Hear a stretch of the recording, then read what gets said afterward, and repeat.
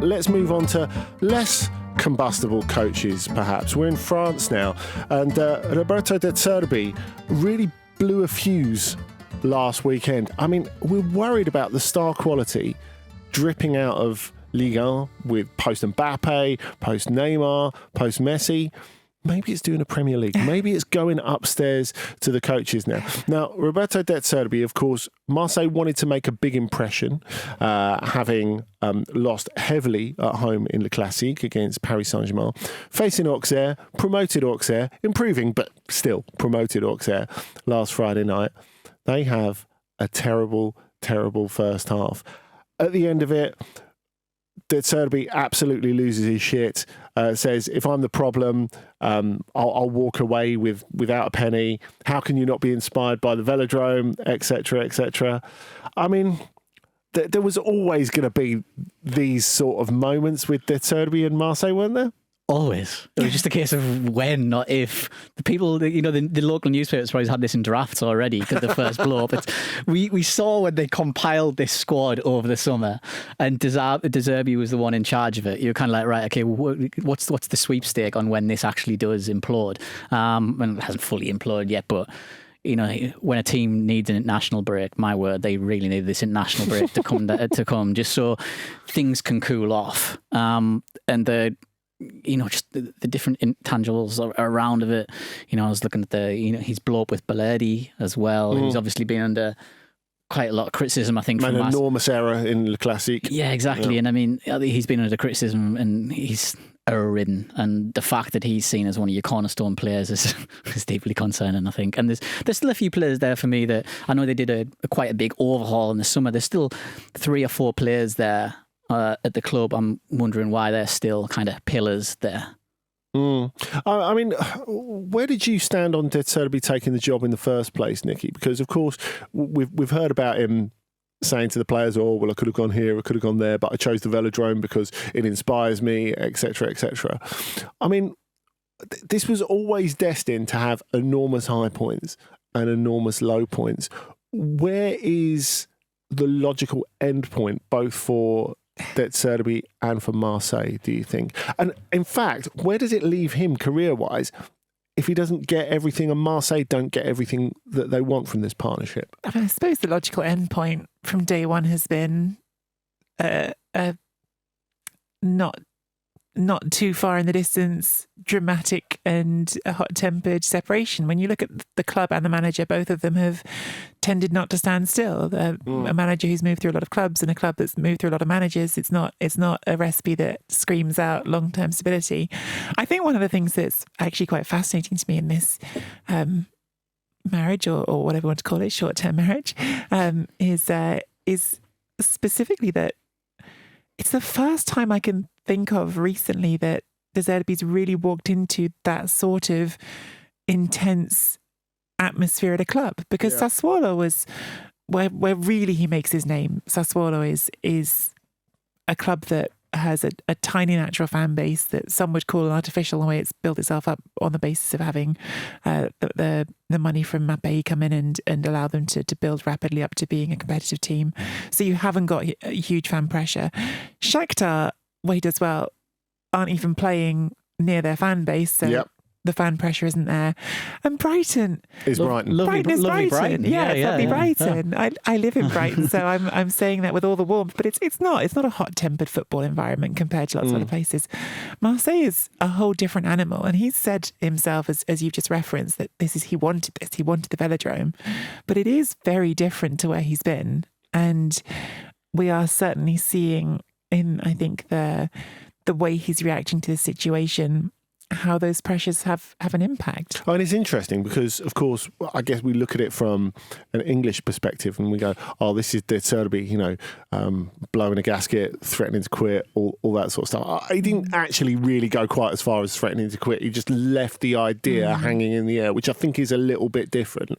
And also the sort of thing Mourinho does all the time. Like, there's lots of managers who do this sort of thing all the time. If I can't be the person, then I'll just leave. That's true. I think the problem is if you go too early with that ultimatum, where do you go next? I think, but if you look at one of the things that I really noted about this is they were 3-0 down at half time to Auxerre, so obviously they were booed off.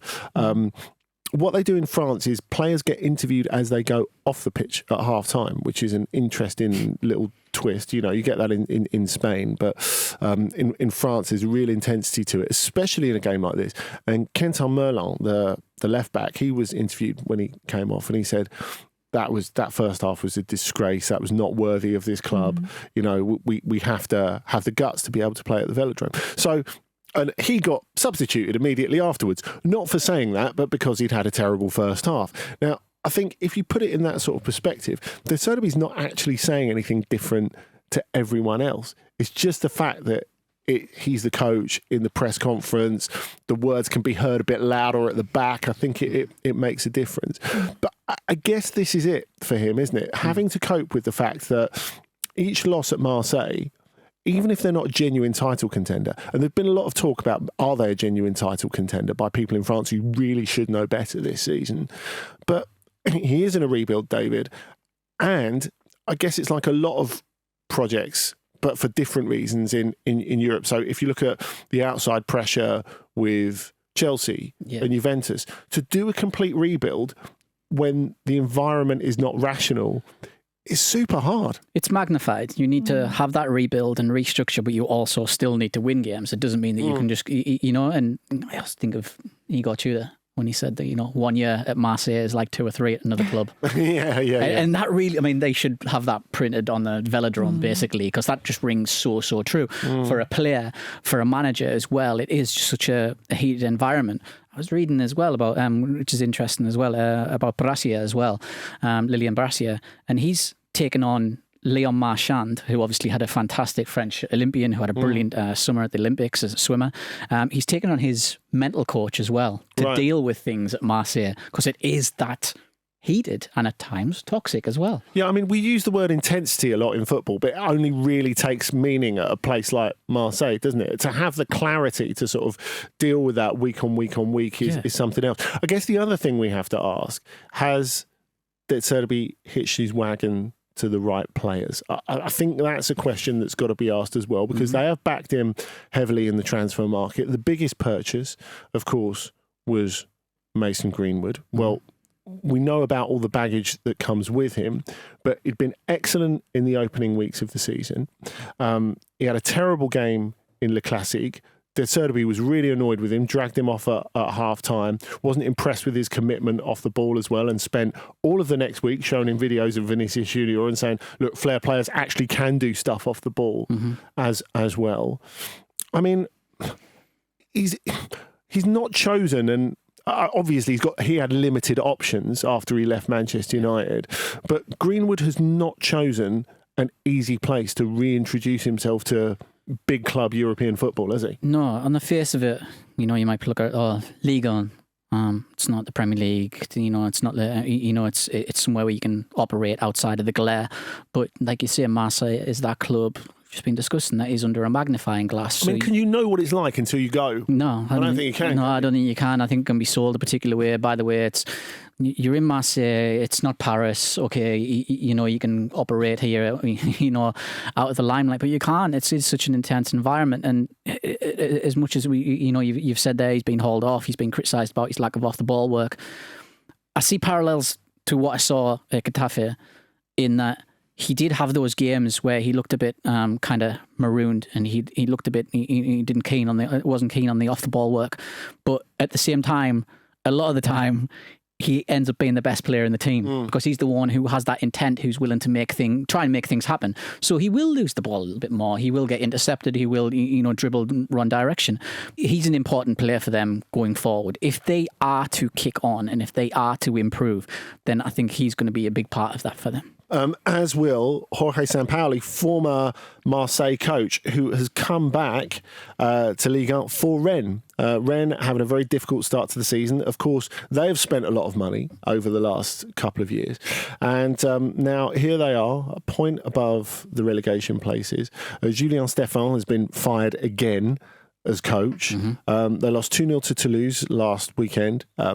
Sampaoli was in the stands, and now he's back on the training field, ready to play Lille in his first game back, in charge of Rennes. Of course, Lille now coached by Bruno Genesio, the last coach who looked like he knew what he was doing at Rennes, which is an interesting twist.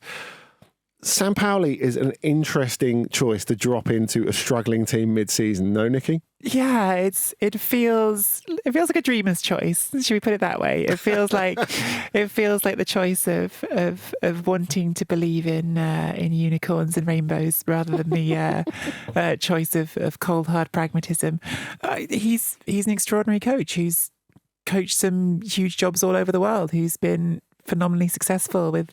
I always think of him being in charge of Chile and Argentina, but club level as well. It's going to be fun to watch. I don't know if I believe it's the manager you need at the time you need them, but it's certainly a manager who I'm excited to see back in club football.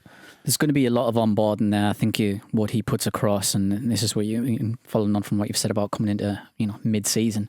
He really ideally needs a pre-season. He really does. He has so much to get across. He's such a stickler for his positional player, and we've been talking about Marseille. Apparently, Pablo Longoria just grew really tired of it and said, to people privately, look, it became really dull. It became too positional. And I think that's going to be the focus when he gets in. He's going to make them very organised. It's funny because I think the first impression of Sampaoli that we had, having watched him with Chile, was going to be this gung-ho, wild attacking manager. But if you look at his development as a coach, he's actually become the opposite of that, and I think they are very his. That happened at Sevilla, didn't it? Yeah, it did, and I think when people were expecting, Sampaoli at Sevilla, this is going to be. They always throw up. This is going to be like the one-day Ramos era, your 4-4-2 swashbuckling stuff, and it just wasn't that. It wasn't that, and there was flashes of it, but ultimately it was very much based upon that positional player, which can grind games down a little bit. It's interesting, isn't it? Because, of course, he's still, as you were saying to me off mic earlier, he's still got quite high stock in Ligue, as he's burned various bridges elsewhere, which I think is normal. A, if you're an explosive coach, and B, if you're in your 60s now, which we have to remember as well. But remember, earlier this season, he's got a relationship with John Textor from Brazil. So when Pierre Sage and Lyon started the season quite poorly, if Sage had a few more bad games, he might have ended up at Lyon. Of course, he ended up having dinner there a couple of times, going to see a couple of matches. But Rennes is not quite the same as Lyon, but there is a particular pressure. You look at the money they've spent on players, but I don't know if the recruitment's been great over the last little while. Italian-led recruitment, of course, over the last little while in Rennes. And he's left with a squad where... is this season a write-off, really, in terms of them qualifying for Europe? I know we expect something spectacular when Sampaoli arrives, as you've touched on. That's not entirely realistic.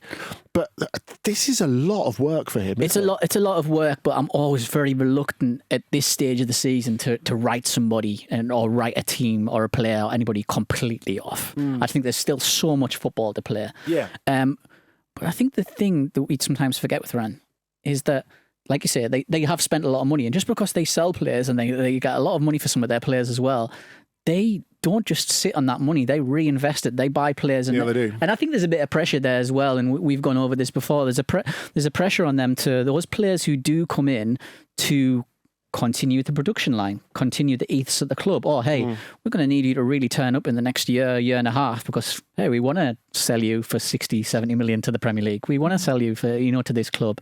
So I think there's a lot of pressure in that sense as well as the actual footballing side of things for the club itself. I suppose the argument, Nicky, for Sampaoli is that a little bit like Bielsa, he is a really, really interesting coach of individual players. And if you think of, there is a lot of talent there, as David says, at Rennes, that's gone south. You look at someone like Amin Gouiri, who has had a couple of big moves. And like, what is he actually doing now? What sort of production are we getting out of him? I mean, in terms of what Rennes can do this season, I said just then, I think it's a bit of a pinch to imagine them getting into Europe from where they are. David makes the point that it's early, and fair enough. but is as much of Sampaoli's remit to almost reinflate the value of those assets that he has in the squad already, like players who are underachieving, who did cost them a lot of money? Yeah, I think that's 100% part of the remit. Just while you were talking there, I was having a quick look on transfer market. Obviously, these are estimated fees, but total spend this summer, 78 million euros in, but also total sales this summer, 138 million coming in. So that's the business model. The business model is exactly as you've just said, spend a lot, bring in a lot. And the average age of those players signed is about 22 years old. So it's completely geared around a constant, ongoing profit of players, and to get that you have to make sure you're increasing the values who come in. And I do think the emphasis for that reason is less on getting straight into Europe and more about, can we start having an identity as a football club, which Sampaoli will give you. He's going to have a very clear idea of the kind of football he wants to play, even if it's not all Juan de Ramos football, as it was put earlier. You know, it's not going to be constant attacking, but it is going to be coordinated. It's going to have an identity. It's going to have that familiar press that we're used to seeing. It's going to have those hallmarks of a Bielsa type game that we've seen before. And that is a system in which players can thrive if he's given time to implement it. If he's given time to really bed that in, then yes, I think that's almost certainly the vision that the owners will have, is this allows players to show you who they are. That allows us to keep this model of spend and sell. There's one player who hopefully he still has the number of, and that's Samir Nasri. He absolutely loved playing under Jorge Sampaoli at Sevilla. He said he's never had freedom quite like it in his career. So he's somebody they, if things, get a little bit trouble, give Samir a call. Wow. I mean, that's one up from the Francesco Totti coming back to football, isn't it?